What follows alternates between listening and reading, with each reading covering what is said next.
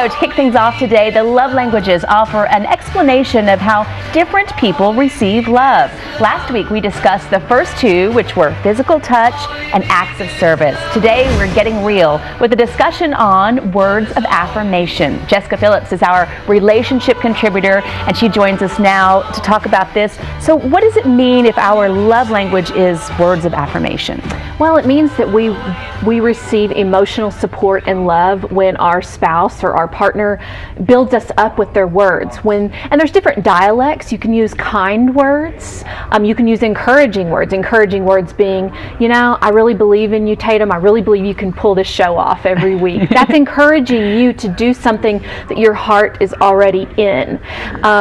It's just telling someone you look nice. It's just words that build up, and because love is kind. Yes. And so we have to build one another up in love. So this makes me think, I think for me, and I know for you, this is really natural. Like, I like to give compliments, and it's easy for me, I hope people feel this way, to tell them, you look great, you sound great, your heart's great. Yes. It's not that easy for some people to give compliments. It's just not in their skill set. It's not. And whenever we're built that way, I'm built very much that way, that I give lots of compliments, I give lots of encouraging words, and other people don't, and they don't know how to receive it. And that's another part of, whenever that's not your love language, you kind of shy away from that. And I know that even for us, that part of being our love dialect, that's still kind of hard to receive overwhelming compliments from people. So I kind of get that. Right. But if you didn't grow up, a lot of our love language begins in our childhood. And so if you were brought up in a home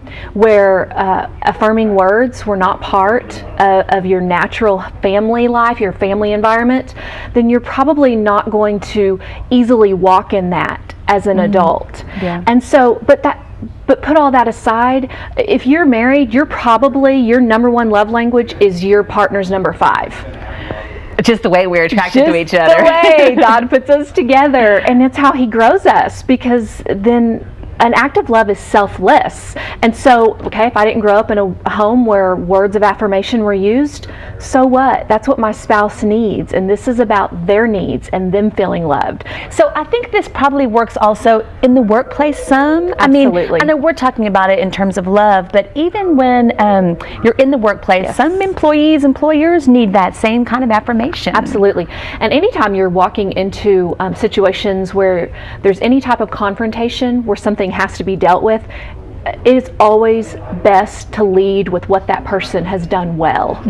It's always good to such good advice. Build them up and let them know you've done this well and this well and this well. These are things we need to work on. But it adds to a team. It makes you feel a sense of camaraderie. It makes you feel like you can trust them, loyalty, and love. And it has to be authentic. I mean, we're not saying make stuff up. No, and don't manipulate. This is not about manipulating. And the opposite of words of affirmation is whenever you tell your spouse, wow, it'd sure be nice if you mowed the lawn. That passive aggressive thing. Yes, it's horrible. And that is such a killer to relationship. And so it's more like, honey, I know you're busy and I appreciate all you're doing. Do you think maybe we could get to the lawn sometime? Let's do it together. Let's do it together. Or not. Or not.